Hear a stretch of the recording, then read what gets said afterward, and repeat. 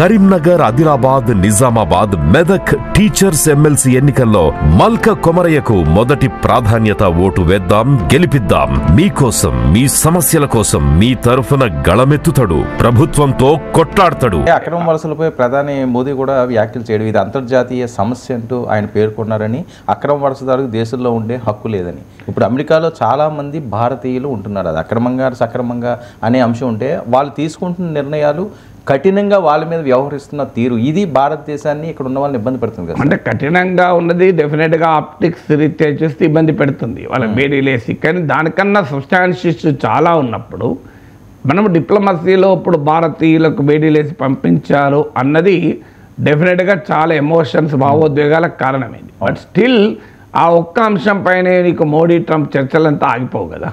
ఒక అక్రమంగా అమెరికాకు వెళ్ళిన భారతీయులు డిఫెండ్ చేయడానికి భారత ప్రధానమంత్రికి వేరే పనులన్నీ ఆపేసి అదొక్కటే పట్టుకోవడం, అది కోరుకోవడం కూడా కరెక్ట్ కాదు. డిప్లొమాటీ ఒక రెండు దేశాల సంబంధాల్లో అనేక అంశాలు ఉంటాయి. దాంట్లో ప్రియారిటీస్ ప్రకారం చర్చిస్తుంటారు.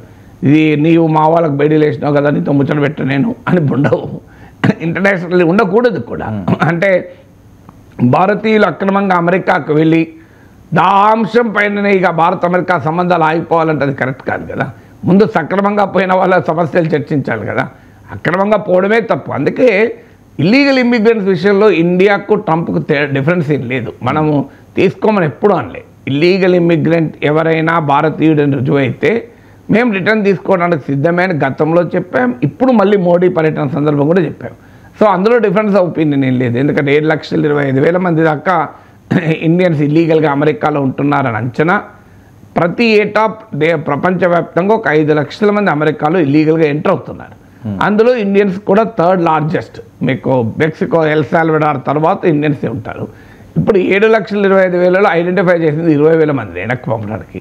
అందులో 18,000 మందికి నోటీసులు కూడా ఇచ్చారు, 104 మంది పంపించారు. ఇంకా లాంగ్ ప్రాసెస్ ఉంది. సో డిస్ప్యూట్ ఇక్కడ అంటే వాళ్ళని ట్రీట్ చేసిన దానిపైనే మనం అనేది మన దేశంలో వాదన, పార్లమెంట్లో కూడా చర్చ ఏంటంటే ఇల్లీగల్ ఇండియన్ ఇమ్మిగ్రెంట్ పంపించండి, ఏ దేశం ఉంచుకోదు. అక్రమంగా వచ్చిన వాళ్ళని ఏ దేశం ఉంచుకోదు, పంపించడంలో తప్పలేదు. కానీ పంపించే తీరు వాళ్ళు క్రిమినల్స్ అని చెప్పి ట్రంప్ అంటాడు. వాళ్ళు క్రిమినల్స్ కాదు. అమెరికా చట్టాల ప్రకారం కూడా ప్రతి ఒక్కరు క్రిమినల్ కాదు. ఇల్లీగల్గా అమెరికాలో ఉన్నా అది సివిల్ అఫెన్స్ తప్ప క్రిమినల్ అఫెన్స్ కాదు. మన చిన్నప్పుడు పల్లెటూరులో దొరికిన పాలు ఇప్పుడు సిటీలో దొరకటం లేదు. మా ఇంట్లో దీని గురించి మాట్లాడుకుంటున్నప్పుడు కంట్రీ డిలైట్ గురించి తెలిసి ఉన్నత ప్రమాణాలు ఉన్న ల్యాబ్స్ లో టెస్ట్ చేయించి రోజు రిపోర్ట్స్ ని యాప్ లో అప్డేట్ చేస్తారు. వాళ్ళ విధానాలు చూసి సంతృప్తి చెంది ఇలా రికమెండ్ చేస్తున్నాను. ఇప్పుడే కంట్రీ డిలైట్ యాప్ ని డౌన్లోడ్ చేసుకోండి. Download the country delight app now. So కానీ ట్రంప్ విధానం ఏంటంటే డాక్యుమెంట్ లేకుండా వచ్చారు కానీ మేము క్రిమినల్స్గానే వాళ్ళని భావిస్తాం, వాళ్ళకి బేడీలు వేసి చైర్లు కట్టి పంపిస్తామని. సో ఆ ఇష్యూ పైన డెఫినెట్గా ఇండియా కన్సర్న్ ఉంది.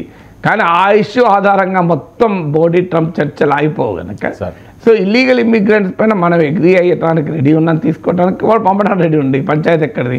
పంచాయతీ ఏమైనా మిలిటరీ ఎయిర్క్రాఫ్ట్లో పంపడం ఏంటి, బేడీలేసి పంపడం ఏంటి అని వీటిపైనే తప్ప పంపొద్దని మనం అంటే చర్చ కదా. మనం పంపమని అంటున్నాం, ట్రంప్ పంపుతా అంటున్నాడు.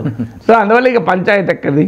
ఇక కౌంటర్ టెర్రరిజం లాంటి అంశాలపైన భిన్నాభిప్రాయం ఏం లేదు. Trump is always tough on terrorism also. కానీ అమెరికా ట్రంప్ ఉన్నా, క్లింటన్ ఉన్నా, బైడెన్ ఉన్నా అమెరికాకు తనకు ఉపయోగపడేవాడు టెర్రరిస్ట్ అయినా ఉపయోగించుకుంటుంది. తనకు వ్యతిరేకంగా ఉన్నవాడిని టెర్రరిస్ట్ ఉంటుంది. That is an American stand. పైకి ఎన్ని చెప్పినా ఇప్పుడు తాహిర్ ఇస్మాయిల్ రానా వాడిని 26/11 బాంబు దాడుల్లో ముద్ద అయిన వాడిని ఇండియాకి అప్పచెప్పడానికి రెడీ అయ్యారు. అది ఓకే, కానీ అది ఒక్కటే సరిపోదు. ఫండమెంటల్గా ఇలా ఖలిస్తాన్ వాదులకు మీకు అమెరికాలో పన్నులు అంటాడు, బహిరంగంగా తిరుగుతున్నాడు. ఈవెన్ ట్రంప్ ప్రమాణ స్వీకారం కూడా హాజరయ్యాడు.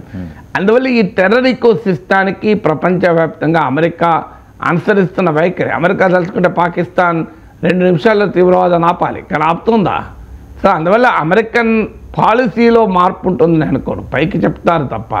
ఇక మీకు ఈ ఇల్లీగల్ ఇమ్మిగ్రెంట్స్లో మోడీ ఒక ప్రతిపాదన చేసింది ఏంటంటే దీని ఇకో సిస్టాన్ని డిస్మాంటిల్ చేయాలి. కరెక్ట్ అది. ఎందుకంటే ఇప్పుడు ఇండియాకి ఎట్లా వస్తున్నారు, బేడీలు కట్ట వస్తున్నారు, వాళ్ళను మిలిటరీ ప్లేన్లు వస్తున్నారు, ఇవన్నీ కన్సర్న్ రైజ్ చేయాల్సిందే, కాదని ఎవరు అనడం లేదు. కానీ ఫండమెంటల్ క్వశ్చన్ ఏంటి, అసలు ఎందుకు వెళ్తున్నారు, ఎలా వెళ్తున్నారు, దీనికి ఇండియాలో అమెరికాలో కూడా సపోర్ట్ సిస్టమ్ లేకుండా వెళ్ళగలుగుతారా? అవును. అందువల్ల ఈ సపోర్ట్ సిస్టమ్, దీన్ని మోడీ ఇకో సిస్టమ్ అన్నాడు, కరెక్ట్. అది ఈ ఇల్లీగల్ ఇండియన్ మైగ్రేషన్కు మద్దతుగా ఉన్న ఇకో సిస్టాన్ని డిస్మాంటిల్ చేయాలి అని ఒక సబ్స్టాన్షియల్ ప్రతిపాదన మన ప్రైమ్ మినిస్టర్ చేశారు, కరెక్ట్. అది ట్రంప్ కూడా దానికి అనుకూలంగా స్పందిస్తారని ఆశిస్తున్నా అన్నాడు. ఇది ఒక అవకాశం కూడా. Why should Indians go illegal to America? మనం భారతీయులు అమెరికాకి ఇల్లీగల్గా పోవాలని కోరుకోకూడదు కదా. లీగల్గా వెళ్ళే వారికి ప్రొటెక్షన్ ఉండాలి. మన విద్యార్థులకు ఓపీటీ ఆప్షనల్ ప్రాక్టికల్ ట్రైనింగ్ అవకాశం ఉండాలి. మన H1B వీసాల పైన పరిమితులు ఎత్తేయాలి.